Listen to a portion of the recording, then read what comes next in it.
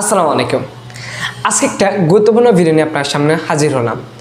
ইতিমধ্যে আমি আমার চ্যানেলে একটা ভিডিও দিয়েছি যে কিভাবে আমরা আমাদের যে কোনো ফাইল রিকভার করব এবং সেই ফাইল রিকভার কিভাবে করব সেটা আমি একটা অ্যাপ্লিকেশন দ্বারা দেখিয়েছি। কিন্তু আজকে আমি কোনো অ্যাপ্লিকেশন ইউজ করব না, আমি শুধু কম্পিউটার একটা ফাংশন বা সেটিং ইউজ করে আপনাদের কিভাবে যে কোনো ফাইল রিকভার করতে হয় সেটা দেখাবো। আশা করি ভিডিওটা আপনাদের অনেক কাজে দিবে, কারণ এখানে কিন্তু খুব ফাস্ট আপনার যে কোনো ফাইল রিকভার করতে পারবেন, যা আপনার ভিডিওর ভেতরেই দেখতে পারবেন। তো চলুন আজকে ভিডিওটি শুরু করা যাক। সো গাইস, দেখতে পাচ্ছেন আমি অলরেডি কম্পিউটার স্ক্রিনে চলে আসলাম। এখন এখানে এই পিএসডি ফাইলটা আমি আপনাদের ডিলিট করে তারপর এটাকে রেজিস্টার করে দেখাবো, এবং সেটা কিন্তু আমি সম্পূর্ণ কম্পিউটার যে ফাংশনগুলো আছে সেগুলো দ্বারাই করে দেখাবো।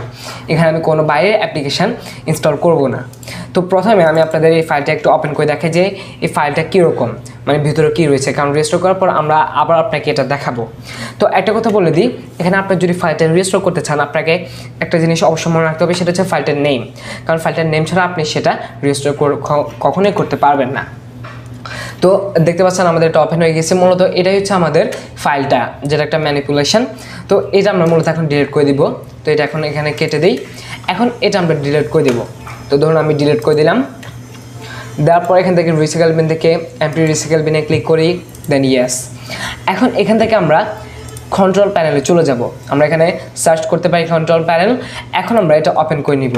ওপেন করার পর উপরে একটা সার্চ বার দেখতে পাচ্ছেন, সেখানে আপনারা সার্চ করবেন ফাইল হিস্ট্রি। দেখতে পাচ্ছেন এটা আমাদের সামনে চলে আসতো। তো ফাইল হিস্ট্রি যদি আসে তখন আমরা এটার উপর ক্লিক করব। দেন এখান থেকে রেজিস্টার পার্সোনাল ফাইল একটা অপশান আসলে দেখতে পাচ্ছেন, সেটার উপর আপনারা ক্লিক করবেন। দেন এখান থেকে আমরা সার্চ অল একটা অপশান দেখতে পাচ্ছি, সেখানে ক্লিক করব। এখন আমাদের যে ফাইল নেমটা সেটা দিয়ে সার্চ করব। আমি যেহেতু ডাক্তার ফাইলটা ডিলিট করছি তাই এটা লিখে আমি সার্চ করব। এখন সার্চ করার পর কি দেখতে পাচ্ছেন, আমাদের ফাইলটা এখানে শো করছে। যেহেতু এটা একটা পিএইচডি, এখানে কিন্তু শো করছে এখানে কত এমবি বা কত জিবি, ফাইলটার সাইজও কিন্তু এখানে দেখাচ্ছে। তো আশা করি এটাই আমাদের ফাইল হবে। এখন আমরা এটার উপর ক্লিক করব, ডাবল ক্লিক করব। দেন এখান থেকে আমরা রিস্টোর অপশানে ক্লিক করব। এটা নাম হচ্ছে রিস্টোর টু অরিজিনাল লোকেশন। এটার উপর আমরা ক্লিক করব।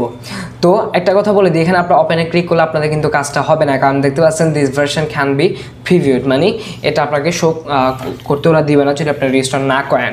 তো এখানে আমি ইজিলি এখান থেকে আইকনে ক্লিক করে রেজিস্টার করে নিতে পারবো। এখন আমাদের কিন্তু সময় না যেতে যেতে এটা রেজিস্টার হয়ে গিয়েছে। যদি আপনাদের ফাইলটা একটু লম্বা হয় বা একটু সাইজটা বেশি হয় তখন আপনাদের এটা সময় নিতে পারে, তবুও বেশি সময় নেবে না, হালকা নেবে, কিন্তু অন্য অ্যাপ্লিকেশনগুলো অনেক সময় নেয়। এখন এটা আমি আপনাদের ওপেন করে আবার দেখাচ্ছি। ডেস্কটপে দেখতে পাচ্ছেন এখানে ওই ফাইলটা আবার আগের মতো চলে আসলো। এখন এটা আমি আপনাদের ওপেন করে দেখাই, তখন আপনারা আশা করি বুঝতে পারবেন।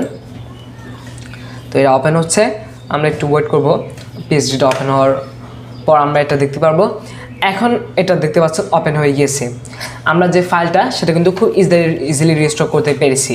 তো আশা করি এভাবে আপনারা যে কোনো ফাইল রেজিস্টার করতে পারবেন।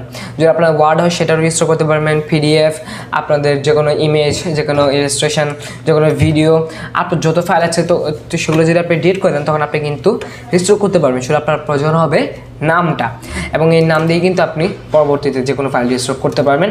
তো এভাবে আপনি এই প্রসেসটা চাইলে ফলো করতে পারেন।